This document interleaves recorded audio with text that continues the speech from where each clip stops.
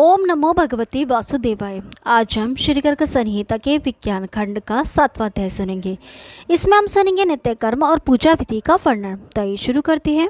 श्री वेद व्यास जी बोले, राजन, ब्रह्म मुहूर्त में उठकर शैया में रहते हुए गुरुदेव और भगवान गोविंद के नामों का बारंबार उच्चारण करें।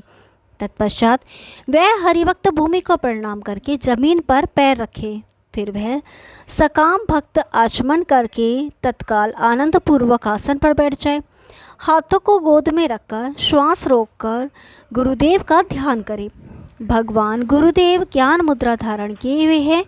उनका स्वरूप अत्यंत शांत है और वे स्वस्तिक आसन से विराज रहे हैं। यो गुरुदेव का ध्यान करने के पश्चात भक्त एकाग्रमन होकर भगवान श्री कृष्णचंद्र का ध्यान करें। श्री कृष्णचंद्र की अवस्था किशोर है।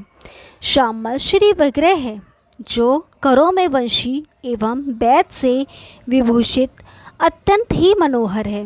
इस प्रकार श्री हरि का ध्यान करने के पश्चात बाहर चला जाए।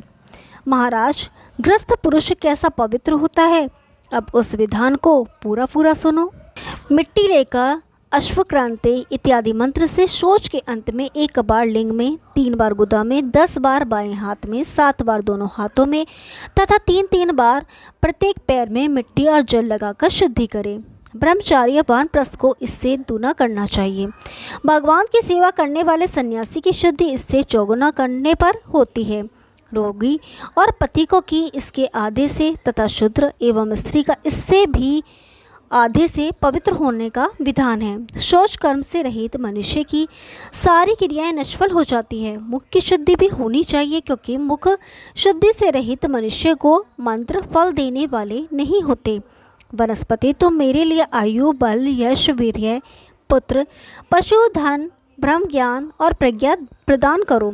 इस मंत्र का उच्चारण करके दातुन ग्रहण करें। बबूल, दूध वाले वृक्ष, कपास, निर्गुणी, आंवला, वट, अरंड और दुर्गंध युक्त वृक्ष दातुन के लिए निषिद्ध हैं।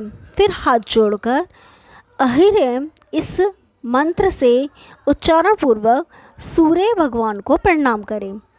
तदंतर स्वस्थ चित्त हो प्रहलाद आदि भगवान श्री हरि के भक्तों को प्रणाम करें। तुलसी की मिट्टी लगाकर स्नान करें। स्नान करते समय श्री गंगाष्टक और यमुनाष्टक का सविधि पाठ करना चाहिए। अयोध्या, मथुरा, मायावती, हरिद्वार, काशी, कांची, अवंतिका, उज्जैन और द्वारावतीपुरी, द्वारका, ये 7 पुरियाँ मोक्ष देने वाली हैं, अतः इनका स्मरण भी करना चाहिए। महायोग में शालग्राम, हरि मंदिर में संबल ग्राम और कौशल में नंदीग्राम, ये 3 ग्राम कहे गए हैं। इन 3 ग्रामों का स्मरण करें। दंडकारण्य, सैंध्यवारण्य, जम्बू मार्ग, पुष्कल, उत्प्लाव्रत, निमिषारण्य, कुरुगांजल, अर्बुद और हेमवंत, ये 9 अरण्य माने जाते हैं। इन सभी तीर्थों के नाम बारंबार उच्चारण करके स्नान करें। स्नान के बाद उत्तम रेशमी अहिंसा युक्त वस्त्र पहने, बाहर तिलक और 8 मुद्राएं धारण करें।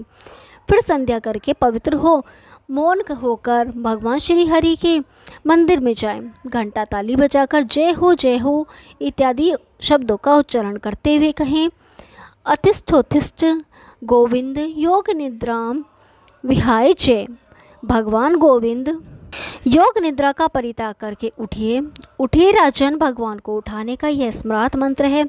इसका उच्चारण करके श्री हरि को जगाएं। तत्पश्चात मंगल आरती लेकर भगवान के मुख पर घुमाएं और बार बार प्रणाम करके विविध पकवानों का निवेदित करें। तदंतर देश एवं काल के प्रभाव को जानने वाला तथा भाव का ज्ञाता वह भक्त तदुकनूल ही भगवान को स्नान कराकर मंगल में वस्त्राभूषणों के द्वारा भगवान का श्रृंगार करे।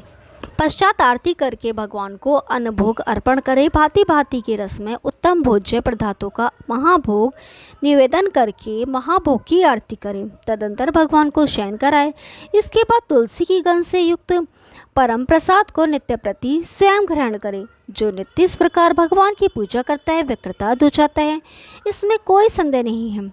इसके बाद विधिवत ध्यान का राजभोग निवेदित करके राजभोग की आरती करें। फिर भगवान को शयन कराएं। दिन की 4 घड़ी शेष रहने पर यथा विधि शंख बजाकर श्री हरि को उठाएं और उन्हें विधिवत नैवेद्य निवेदित करें।